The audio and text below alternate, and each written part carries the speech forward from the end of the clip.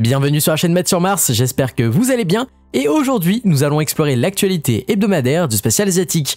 Et à la une, la Chine et les Émirats Arabes Unis ont conclu un accord de coopération pour la Lune, le Japon et l'Inde s'intéressent eux aussi à la Lune, un projet mystérieux de vaisseau réutilisable fait son retour en Chine et bien plus. J'espère que vous êtes prêts, c'est parti. Pour commencer cette vidéo, nous allons nous rendre en Inde où le premier vol du vaisseau habité Gaganyaan rencontre encore une fois des reports.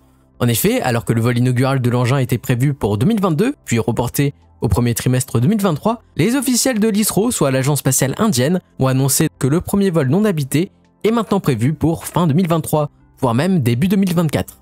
Cela étant dit, si vous vous rappelez, mi-août, la capsule et son module de service ont été livrés à Bangalore, tandis que l'agence a procédé au dernier essai de la tour de sauvetage.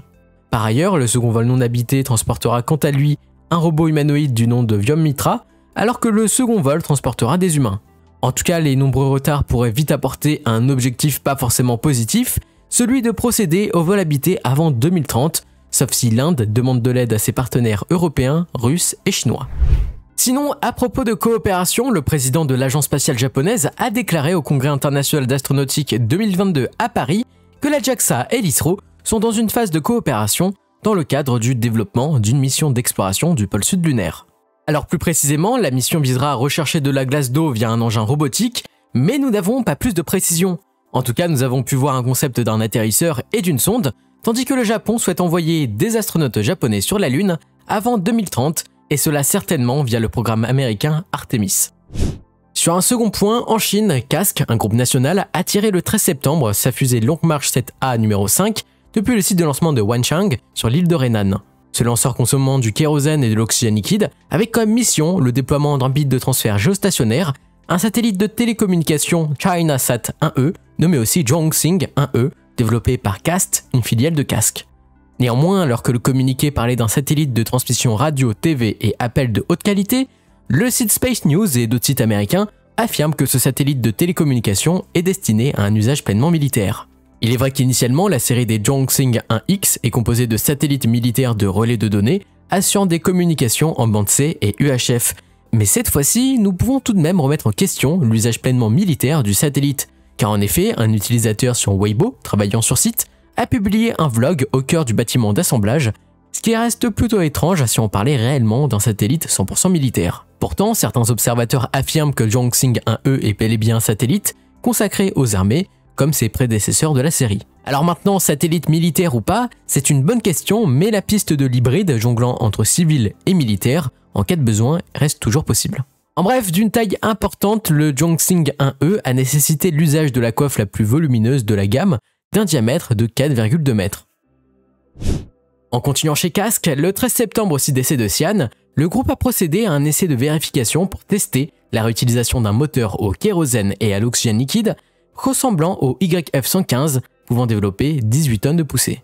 Alors à ce jour, le YF-115 est attribué aux seconds étages des lanceurs Long March 6 et 7, mais selon un article de The Paper, le moteur testé appartient à un véhicule réutilisable qui a déjà fait un vol en juillet 2021 et un second cet été.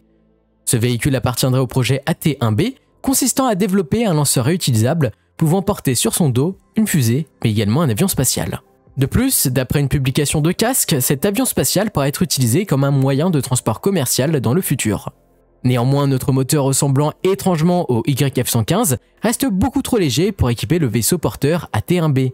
Alors, il y a deux options qui s'offrent à nous, soit on est sur un moteur totalement différent et ce n'est pas le YF-115, ou ce moteur vient tout droit du véhicule porté, qui aurait donc réussi ses deux vols avec son lanceur. Bref, ce projet reste encore très mystérieux, mais le groupe développe de plus en plus de projets liés à la récupération et à la réutilisation.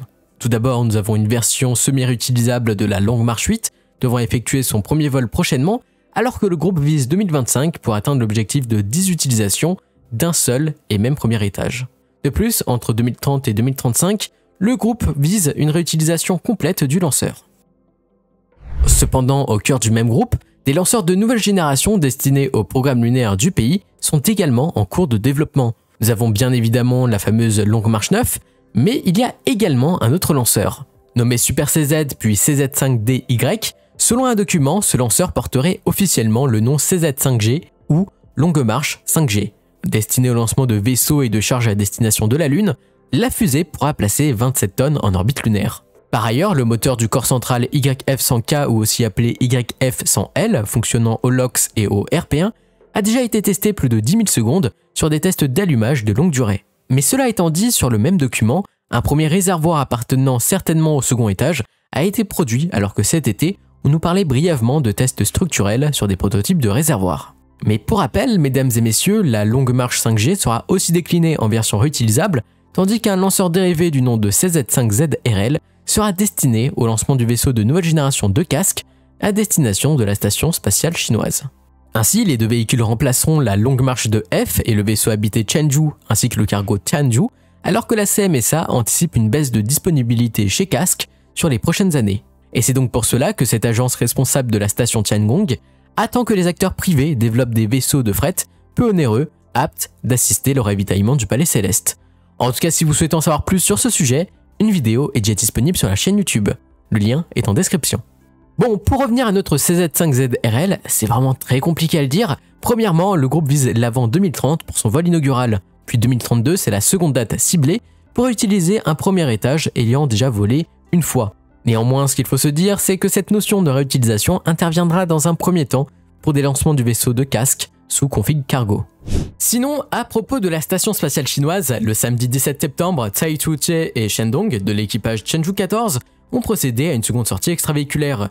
Lors de cet EVA, les deux taïkonautes ont dû installer une pompe destinée au système de refroidissement des charges utiles externes du module Wentian, tout en ajoutant au bras principal de la station un cale-pied. De plus, un entraînement de sauvetage extravéhiculaire a eu lieu où un des deux astronautes a simulé une perte de connaissance et l'objectif de son coéquipier était de ramener le binôme dans le sas du module Wentian.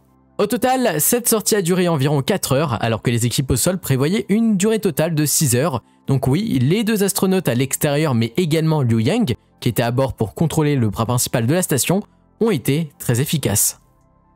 Pour revenir sur Terre, le vaisseau de fret Tianzhou 5 est arrivé sur l'île de Hainan, tandis que des segments appartenant probablement à sa longue marche 7 ont été vus en train d'être acheminés vers le site de lancement de Wenchang, en vue du lancement prévu pour novembre 2022. Sur un nouveau point de politique spatiale, le 16 septembre, les Émirats Arabes Unis et la Chine ont signé un accord de coopération dans le cadre du programme d'exploration lunaire CLEP de la Chine. À ce jour, ce que l'on sait, c'est que l'atterrisseur chinois de la mission Changhua 7 transportera sur le pôle sud de la Lune le futur astromobile émirati nommé Rashid 2. Alors initialement, la mission Changhua 7 devait décoller vers 2024, mais ce changement d'architecture de mission va faire glisser le lancement d'ici fin 2026. Ce qu'il faut savoir aujourd'hui, c'est que le premier rover Rashid sera transporté par l'atterrisseur Hakuto Air de la société japonaise iSpace, dont le lancement est prévu au mois de novembre 2022 via Falcon 9 de SpaceX. Néanmoins, comme vous pouvez vous en douter, cette mission conjointe ne doit pas vraiment plaire à Washington, vu que les Émirats Arabes Unis ont signé les accords américains Artemis, tout en profitant, entre guillemets, de l'aide américaine pour envoyer un astronaute émirati sur l'ISS en avril 2023 via Crew Dragon. Par conséquent, du point de vue géopolitique, cette manœuvre du côté chinois n'est pas du tout anodine, car en effet, le président Xi Jinping était dans une semaine de déplacement, notamment en Biélorussie et au Kazakhstan, dans l'objectif de montrer aux États-Unis et à leurs alliés que la Chine n'est pas isolée et qu'elle n'est pas toute seule. Mais pendant ce temps sur Mars, le rover chinois Zhuoyang se rapproche de la fin de son hibernation, mais on sait également qu'une équipe de scientifiques chinois a trouvé des minéraux hydratés dans des roches près de la zone d'atterrissage du rover. Ce que l'on sait, c'est que ces nouveaux résultats étayent fortement la conjecture selon laquelle il y avait un océan autrefois dans la région d'Utopia Planitia, ce qui renforce bien évidemment l'importance de la remise en service au plus vite du rover une fois que la tempête de sable touchant la zone soit terminée. Du côté du privé, mercredi 14, la startup Space Pioneer a publié un communiqué annonçant qu'elle avait terminé les essais sur le générateur de gaz de son moteur Kerolox réutilisable Tianruo 12, développant une poussée maximale de 100 tonnes de poussée. On parle d'un total de 8 séquences d'allumage et de rallumage qui ont été effectuées pour tester les procédures d'atterrissage et de réutilisation. Néanmoins, ce jour, nous ne connaissons pas son assignation, tandis qu'en parallèle, le lanceur Tianlong 1 de l'entreprise a quant à lui sur son premier étage des moteurs Tianruo 3 d'une poussée maximale de 30 tonnes. Ainsi, on peut se demander si ce moteur ne sera pas destiné à leur future navette spatiale qui pourra transporter des taïkonautes comme du fret sur la station spatiale chinoise. Pendant ce temps, chez Orion Space, la startup a réussi le 15 septembre une mise à feu statique de longue durée sur un prototype de propulseur d'appoint de leur fusée à propergol solide Gravity 1, nommé en chinois Yinli 1. Alors selon le communiqué, le moteur de chaque booster fournira une puissance maximale de 150 tonnes, et pour rappel, fin août, le moteur SR 2500 du corps central a conclu sa phase d'essai, tandis qu'Orion Space vient de déclarer que la production et l'assemblage du premier exemplaire vont s'accélérer en vue d'un vol en 2023. Pour terminer cette vidéo sur la Russie, les satellites de communication civile Gonet M numéro 33, 34 et 35 ont été livrés à Vostochny en vue de leur lancement via Soyuz 2.1B en octobre 2022. Mais les Gonets ne seront pas tout seuls car le satellite Skif-D sera aussi encapsulé par la coiffe. Ce qu'il faut retenir, c'est que Skif-D est un démonstrateur de la future constellation Skif pour l'internet haut débit via satellite, donc c'est vraiment une mission plutôt importante pour le pays. Voilà, c'est la fin de cette vidéo, merci de l'avoir suivi, n'hésitez pas à vous abonner à la chaîne YouTube pour ne rien rater, à me retrouver sur les réseaux sociaux, Twitter, Instagram, Discord, TikTok, les liens sont en description, et moi je vous dis à très vite pour de nouvelles aventures, c'était Mathieu Mars, allez bye.